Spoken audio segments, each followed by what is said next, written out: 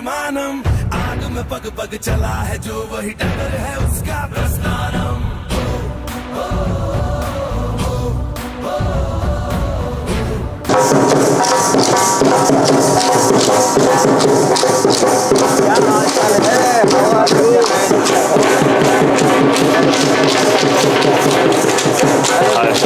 I'm Dr. Saurabh and I'm Dean Student Welfare. Oh, that's Nice to see you. Hello. Hello. Most welcome to campus.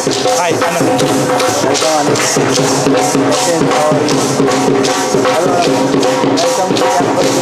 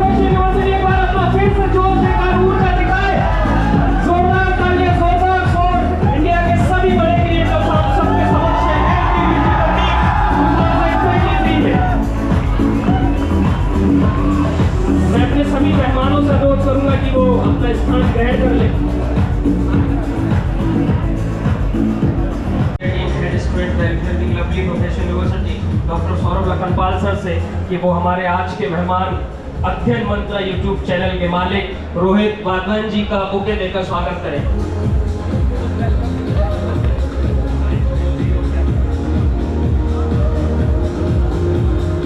अब मैं अनुरोध करना चाहूंगा associate dean and associate professor division of admissions Lovely Professional university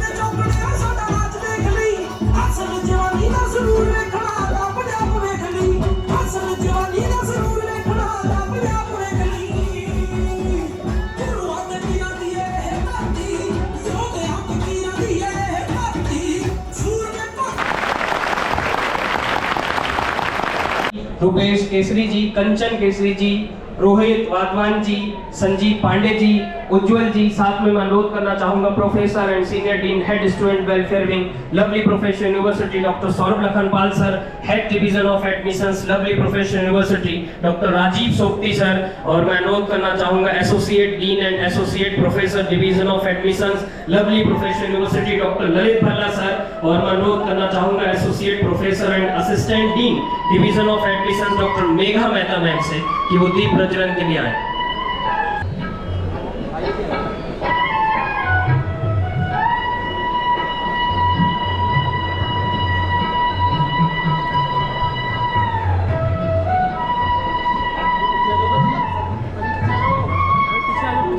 आप सभी की तालियां बजती रहनी चाहिए।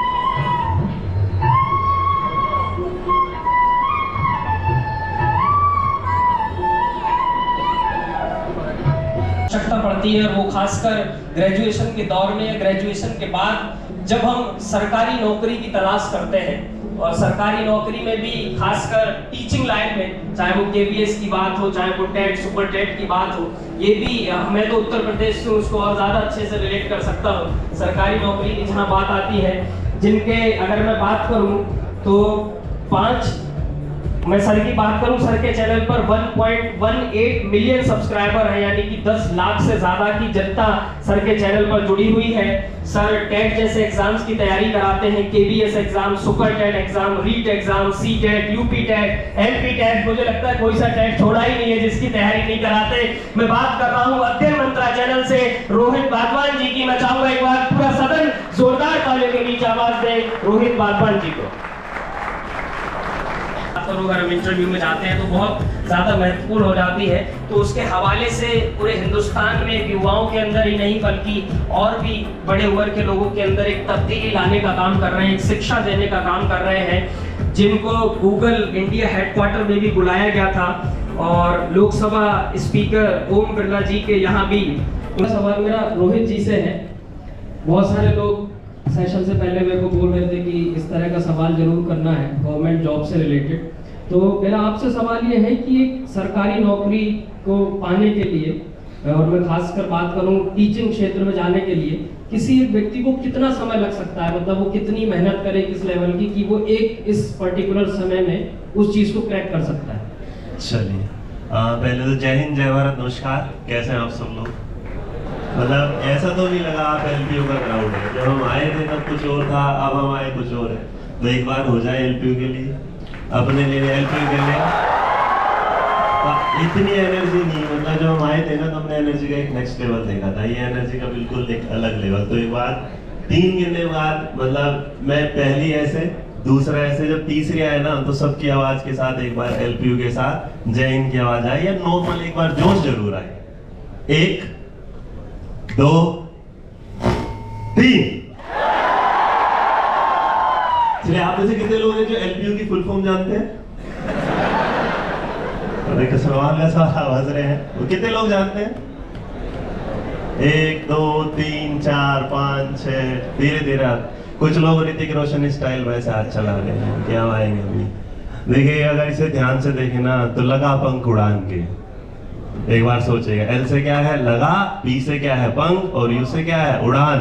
तो लगा पंख उड़ान के। अरे पढ़ते तो तुम बारिश से पहले नहीं थे, अब तो तुम उड़ने के लिए आए हो। और उड़ने के लिए आए तो याद रखिए किसी कॉपी ना करना, बस क्रिएट करिएगा।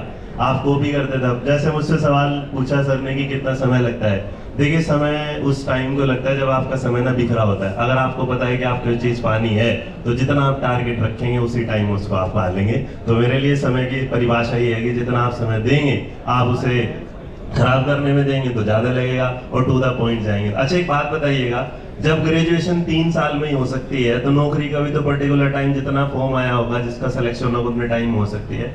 लेकिन फिर भी अगर आप 0 से जा रहे हैं तब, जैसे जब मैं आया तो मैंने जब बीएड के कुछ सेक्शन, मतलब मेरे बच्चे मेरा होता है कि मैं जिस क्लास को ले लेता हूँ मुझे लगता है मेरे बच्चे हो जाते हैं। तो जिस मैं उसमें सेक्शन में था एजुकेशन वाले, मैंने वहाँ भी बात की थी।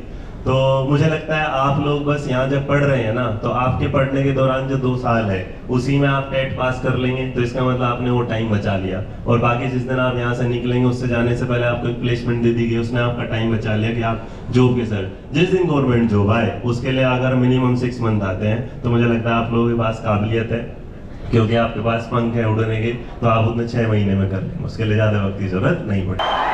तो मत सोच कोई शख्स गुनहगार कितना है, कि मत सोच कोई शख्स गुनहगार कितना है, ये देख तेरे साथ वफादार कितना है। ना सोच उसे दूसरे से मोहब्बत कितनी है, बस ये देख उसे तुझसे प्यार कितना है।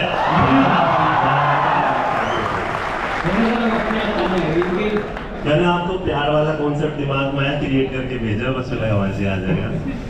सर एक और मेरा सवाल था, बतौर शिक्षक आप जो है 2 तरह के लोगों को पढ़ाते हैं। एक तो क्या है कि जिनका सिलेक्शन हो जाता है जी, और एक जो जिनका नहीं हो पाता जी। तो उन दोनों में क्या अंतर होता है कि उसने क्या ऐसा अलग किया होता है, क्योंकि पढ़ा तो आप सेम ही रहे, एक छात्र 10 बच्चों का हुआ या 2 का नहीं हुआ, तो उन दोनों में क्या है जो उसने ऐसा क्या किया जो उसका हो गया और उसने ऐसा नहीं किया जो उसका नहीं हो पाया। सर ये बड़ा अजीब सा सवाल है, मतलब इसका जवाब देते टाइम मुझे लगता है कि जो इंसान कामयाब नहीं हुआ वो जरूरी नहीं कि फेल हुआ। मतलब उसने कुछ और सीखा। हो सकता है कि उस टाइम उसकी मेहनत के सामने किसी दूसरे की मेहनत क्या थी, ज़्यादा थी, तो मैं ये कंपेयर करके कि कोई फेल किया और कोई पास को हुआ तो उसमें ना डिवीजन अलग होगा। मुझे लगता है उसकी बस मेहनत है कि हो सकता है उसने दूसरे वाले से कम, अगली बार ये सोचे कि मुझे थोड़ी सी मेहनत और क्या करनी पड़ेगी ज़्यादा ताकि मैं वहाँ पहुँच जाऊँ। तो एक बड़ा ऐसा सवाल है जिसमें जवाब देना ना, मतलब फेल होने के बाद भी आप होते हैं, क्योंकि अगर आज हम यहाँ बैठे हैं ना तो हम बहुत बार फेल हुए तब जाके यहाँ बैठे हैं, और आज सबको लग रहा है कि हम बहुत पास हैं, तो फेल होने के बाद ही आप आगे बढ़ते हैं। क्या बात है, एक बार जोरदार तालियां रोहित जी।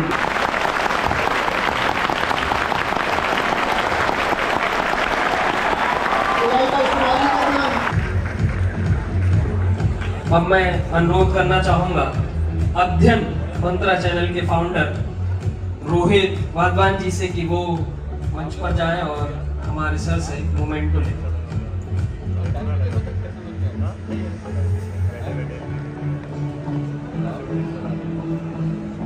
एक बार सारे लोग जोरदार तालियां बजाएं रोहित जी के लिए। बहुत ही अद्भुत सेशन।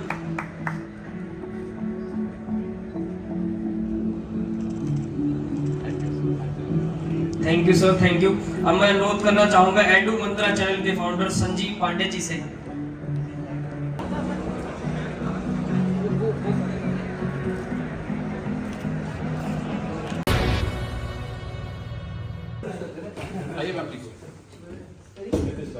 Sorry, मैं आपको इंट्रोड्यूस कराना पड़ रहा है because probably I'm not on social media so much to understand all of you. आगे ना जनरेशन गैप होता था 20 साल का, हाँ। अब जनरेशन गैप 5 साल वाला हो गया। हाँ। आप कहना क्या चाहते हो? नहीं, मैं ये कहना चाहता हूँ कि हम इतने बुजुर्ग नहीं हैं, पर फिर भी जनरेशन गैप हो गया। कोई नहीं सुनना चाहता ये बोल रहे हैं। Even I don't want to hear because अगर 5 साल बोलेंगे मैं तो फिर फोर्थ फादर्स में आ जाऊंगी। आइए। आप इधर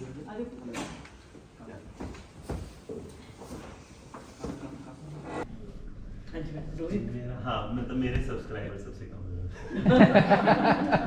आप ऐसे मत देखो, कुछ पीछे की सोच रहे हो। मेरा जो है जैसे यूनिवर्सिटी से जुड़ा था, हमारे यहाँ BEd कोर्स जिसके MAd student after CTET course केंद्रीय विद्यालय एंड DT कॉलेज तो ऑल ओवर इंडिया, मतलब आप जो टीचर्स बनते हैं हम टीचर्स बनाते हैं। We are number 1 in that, जो टीचर्स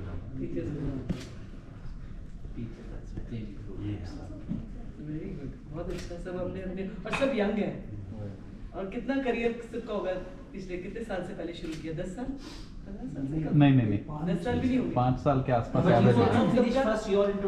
सेकंड पार्टी से आई है। अच्छा, नीतीश जी के बाद रोहित सर है अध्ययन मंत्रा सर हमारा एजुकेशनल इंस्टीट्यूट है, मतलब we are India's number 1 teaching institute. Started physical and then online? या पहले फिजिकल देन ऑनलाइन।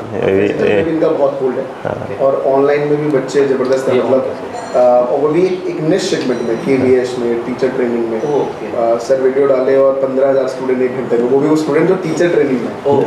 अभी जैसे हमारे यहाँ BEd I am the topper for CIE central institute education for Delhi university से। उसके बाद आई स्टार्टेड दिस ना, तो यहाँ BEd जो होता है, MAd जो होता है, उसके बाद आप एजुकेशन में कहाँ किस चीज़ें कर सकते हैं। तो मतलब इंडिया में ऑलमोस्ट आप जहाँ भी जाएंगे हमारे स्टूडेंट मतलब मिल जाएंगे, यहाँ भी बहुत सारे मिलेंगे अभी।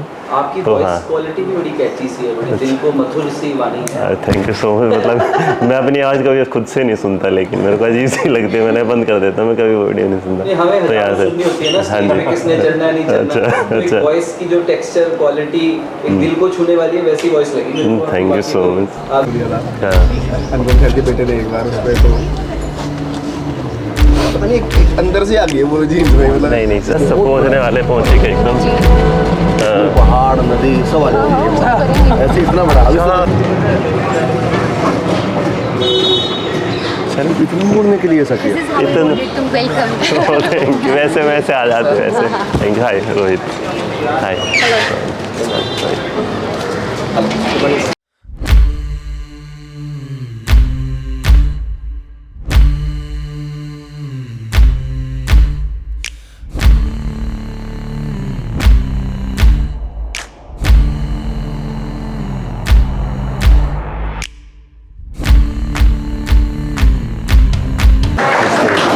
अरे प्लीज प्लीज प्लीज प्लीज आप लोग बैठ जाइए पहले, आप बैठिएगा पहले। अरे सर प्लीज। मैं बहुत बहुत स्वागत करता हूं सर आपका। सर प्लीज हम बुके देके हम चाहेंगे कि सर का स्वागत कीजिए। अरे thank you so much, thank you. बात करें अध्ययन मंत्र, जिसके फाउंडर है Rohit Vedwan sir. He is not a founder but he is also author, is director, teacher, great teacher. और उसके साथ साथ में जो अध्ययन मंत्र है वो India premier institute established with sole aim to initiate, enable and empower individual to grow up with extraordinary teachers. ये हमारे लिए बहुत ही गर्व की बात है कि सर आज हमारे बीच मौजूद है। सर के पास में लगभग 9 साल से ज्यादा टीचिंग का एक्सपीरियंस है और इस एक्सपीरियंस को सर आज संपूर्ण भारत में जितने भी बच्चे उन सबके साथ में YouTube पे फ्री ऑफ कॉस्ट हम सबके साथ में साझा करते हैं। एक बार जोरदार तालियां रोहित वेदवन सर के लिए। सर बहुत बहुत शुक्रिया आपका। तो इसी के साथ बहरहाल अब मैं मंच पर आमंत्रित करना चाहूंगा हमारे जो गेस्ट है यहाँ पर जो आज हमारे बीच में मौजूद है, उनको अध्ययन मंत्र से रोहित वेदवन सर का। सर बहुत बहुत स्वागत है, आप बच्चों के बीच में आके दोस्त के लिए।